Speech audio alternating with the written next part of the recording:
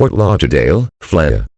Arrests are expected Monday in the case of a Florida nursing home where 12 elderly patients died after it lost power during a 2017 hurricane, according to defense attorneys.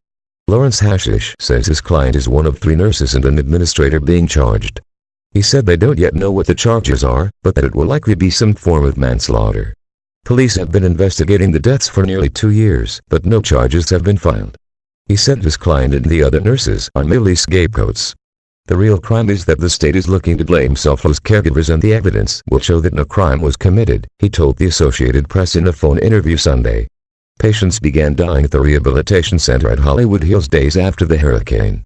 Investigators say the center did not evacuate patients as temperatures inside rose, even though a fully functional hospital was across the street.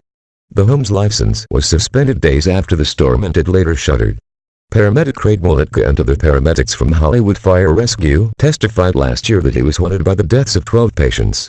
Fire LT.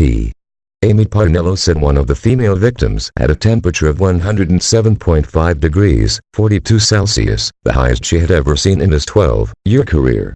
Later that morning, another patient topped that with a temperature that was so high it couldn't be measured, she said.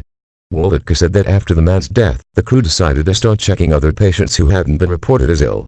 He said they saw a woman in a room who appeared sick, but a home employee said they had just checked her and she was fine. The case made national headlines and sparked political backlash.